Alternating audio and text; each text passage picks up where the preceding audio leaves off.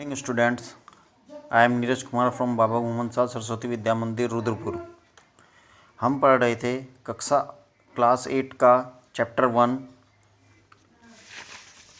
Crop production and managements. इसमें हमने जो पढ़ रहे थे basic practice of crop production, यानी कि फसल उगाने के लिए क्या क्या हम बेसिक उसमें कार्य करते हैं। इसमें हमने 2 टॉपिक पढ़ लिए थे, preparation of soil and sowing, यानी कि मिट्टी को किस तरह से ज़मीन को तैयार किया जाता है फसल उगाने के लिए, और उसमें बीज बोने के क्या क्या तरीके हैं, इनके बारे में हम पढ़ चुके हैं। आज हमारा तीसरा टॉपिक है एडिंग मैन्योर एंड फर्टिलाइजर्स, अर्थात खेत में या फसल खाद और उर्वरक को मिलाना जिससे हमारी फसल अच्छी हो। तो हम अपना टॉपिक स्टार्ट करते हैं। एडिंग मैन्योर और fertiliser sir, the substance which are added to the soil in the form of nutrients for the healthy growth of plants are called manure and fertiliser, अर्थात वो पदार्थ जो मिट्टी में मिलाए जाते हैं खनिज लवण के लिए, जिससे कि हमारे जो पेड़ पौधे हैं वो स्वस्थ रहें और हमारी फसल अच्छी हो, उन्हें हम खाद और उर्वरक कहते हैं। Manure, a natural substance prepared from decomposition of plants and animals waste like cow dung, animal bones, dead leaves, dead insect and vegetable waste by the action of microbes are called manure।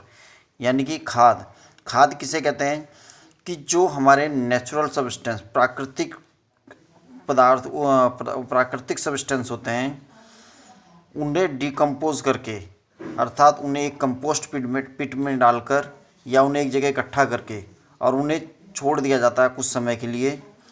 इनमें क्या है, इनमें plants और animal का waste होता है, अर्थात जैसे गाय का गोबर, जानवरों के गोबर हो गया, उनकी जो उसमें छोटे छोटे जानवर होते हैं वो मर जाते हैं, उनकी बोन्स हो गई, पेड़ों से गिरी हुई पत्तियाँ इत्यादि, या इस तरह के टूटे हुए जो पेड़ पौधों के भाग होते हैं, मरे हुए कीड़े हो जाते हैं, कुछ इंसेक्ट छोटे छोटे, और वेजिटेबल्स वेस्ट, जो हमारी घरों में सब्जियां इस तरह की जो होती है उनका जो वेस्ट होता है, उन्हें हम एक कंपोस्ट पिट में हम जब डालते हैं और डालने के बाद उसे काफ़ी समय तक छोड़ते हैं, तो उसमें कुछ छोटे छोटे जीवाणु होते हैं जो उसे डिकम्पोज करके उसे खाद में परिवर्तित करते हैं।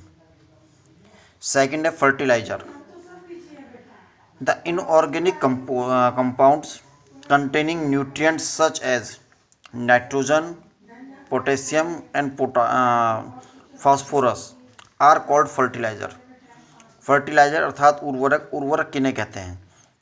इनऑर्गेनिक कंपाउंड्स, अकार्बनिक कंपाउंड्स जो कि न्यूट्रिएंट, जिसमें न्यूट्रिएंट्स कौन कौन से न्यूट्रिएंट्स होते हैं इनमें होता है नाइट्रोजन, पोटेशियम और फास्फोरस के कंपाउंड्स होते हैं, इनके संगठन होते हैं, और इन्हें हम कहते हैं फर्टिलाइज़र। इन्हें क्या है, they are made in factories, इन्हें क्या है, हम फैक्ट्रीज़ में, प्रयोगशालाओं में इन्हें बनाते हैं, यानी कि ये मानव निर्मित खाद होती है। इसका एग्जांपल है जैसे यूरिया हो गया, अमोनियम सल्फेट हो गया, पोटास हो गया, ये एग्जांपल्स हैं फर्टिलाइज़र के। Farmer grow crop after crop in the same field, the field is never left uncultivated or fallow। किसान जो है एक फसल के बाद दूसरी फसल मैदान में उगाता रहता है, जिसकी वजह से क्या होता है कि वो कभी भी इसे खाली नहीं छोड़ता है, तो और जिसकी वजह से जो हमारी ज़मीन है, भूमि है, मिट्टी है, उसमें से क्या है, खनिज लवणों की कमी होती है, और इसी को कमी को पूरा करने के लिए continue cultivation of crops makes the soil poor in nutrients. मतलब बार बार इसी तरह की जो फसलें उगाते हैं उसकी वजह से जो हमारी मिट्टी है उसमें क्या होता है, उसमें न्यूट्रिएंट्स की जो खनिज लवण है उसकी कमी हो जाती है, और उसे ही पूरा करने के लिए farmer have add manure to the field to replenish the soil with nutrients. इसी कमी को पूरा करने के लिए, न्यूट्रिएंट्स की कमी को पूरा करने के लिए किसान जो है उसमें खाद डालता है। और जो ये प्रोसेस है, इस प्रोसेस को कहते हैं मैन्योरिंग, अर्थात खाद डालना, खाद मिलाना। The use of fertilizer has help farmer to get better yield of crops such as wheat, paddy and मैचा।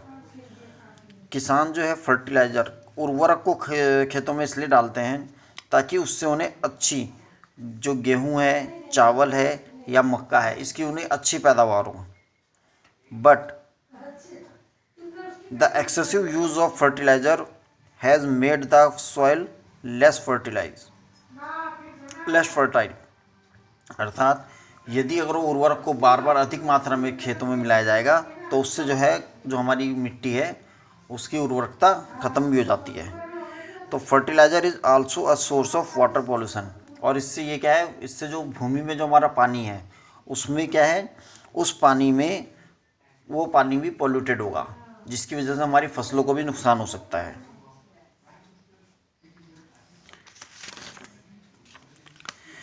इसीलिए अब इस कमी को, इसके दूर करने के लिए method to replenishing the soil with nutrients, कि मिट्टी में से वो न्यूट्रिएंट्स हमारे ख़त्म ना हो, वो न्यूट्रिएंट्स कम ना हो, उसके लिए हम क्या क्या प्रयोग कर सकते हैं। तो उसके लिए हमारे क्या क्या मेथड है, 2 मेथड है इसमें। सबसे पहला तो है यूज़ ऑफ मैन्योर। हमें जो है प्राकृतिक खाद का प्रयोग करना चाहिए, जैसे जो हम एनिमल्स के वेस्ट, प्लांट्स के वेस्ट, इनसे जो इन्हें डिकम्पोज करके जो हम बनाते हैं वो से हम उसका प्रयोग करना चाहिए सबसे पहले। इसका फ़ायदा क्या है, ये एक तो प्राकृतिक होती है, ये मिट्टी के साथ मिलके मिट्टी का ही उसमें आ जाती है और उसे नुकसान नहीं पहुंचाती। और दूसरा क्या है, जो रिटेनिंग, इसका दूसरा है कि जो मिट्टी के अंदर पानी को अवशोषित करने की क्षमता है वो भी बढ़ जाती है। दूसरा है क्रॉप रोटेशंस। क्रॉप रोटेशंस का मतलब है कि हमें ऐसा नहीं है कि खेत में बार बार मक्का, गेहूँ या चावल, गेहूँ चावल इस तरह की, हमें रोटेशंस करना चाहिए। जैसे कभी हमने गेहूं के लगा ली, गेहूं के बाद चावल लगा लिए, तो कभी उसमें कुछ और से लगा दें। और समय मिले तो बीच बीच में हमें अपने खेत को कुछ समय के लिए खाली भी छोड़ना चाहिए। We also leave the field uncultivated in between two crop. 2 फसलों के बीच में तो कभी अनकल्टिवेटेड, ये सब खाली भी छोड़ देना चाहिए ताकि उसमें न्यूट्रिएंट्स पर्याप्त मात्रा में मिल जाएं। आप लोग देख सकते हैं ये क्या है, ये खाद मैनूर का एक वो है जो कि हम डिकम्पोज, जिसमें गाय का गोबर है, कुछ प्लांट्स की वो हैं, और इन्हें डिकम्पोज करके हमने इसे बनाया है।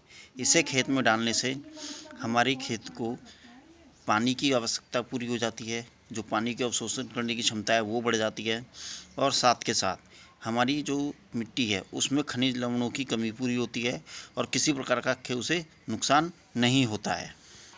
अब पढ़ते हैं कि जो खाद है उसके क्या फ़ायदे हैं। The organic manure is considered better than fertiliser. जो खाद है हमारी ऑर्गेनिक मैन्योर, जो प्राकृतिक उससे डिकम्पोज करके एनिमल्स प्रोडक्ट्स को या लिविंग ऑर्गेनिज्म के जो वेस्ट है उन्हें जो डिकम्पोज करके बनाते हैं, वो फर्टिलाइज़र, उर्वरक से बहुत ज़्यादा अच्छी है और फ़ायदेमंद है। उसका क्या है, this is because it enhance the water holding capacity of soil. ये मिट्टी की जो पानी का अवशोषण करने की क्षमता है, पानी को रोकने की क्षमता है, उसे बढ़ाती है। It makes the soil porous due to which exchange of gases become easy. और जो ये मिट्टी को है उसे मिट्टी को एक, जिसे कहते हैं, मिट्टी को इस प्रकार का वो बनाती है जिससे कि उसमें गैसों का एक्सचेंज, यानी कि मिट्टी आपस में जकड़ नहीं पाती है, थोड़ा सा उसमें बीच बीच में उसमें गैप बना रहता है एयर के पास होने के लिए, जिसकी वजह से क्या है कि एयर पास होती, गैसेस का जो है एक्सचेंज गैसों का आदान प्रदान होता रहता है, जड़ों को आवश्यक जो ऑक्सीजन और वो हैं वो मिलते रहते हैं। It increase the number of friendly microbes.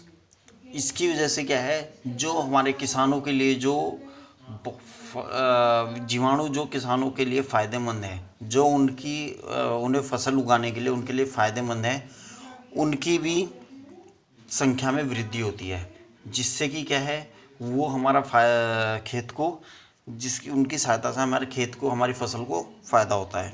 और it improves the texture of soil, और ये जो हमारी मिट्टी है उसके टेक्सचर को उसे भी इम्प्रूव करते हैं। नाउ अभी आपको दिखाया गया है कि what is the difference between fertiliser and manure, यानी कि फर्टिलाइज़र उर्वरक और खाद के बीच में क्या अंतर है।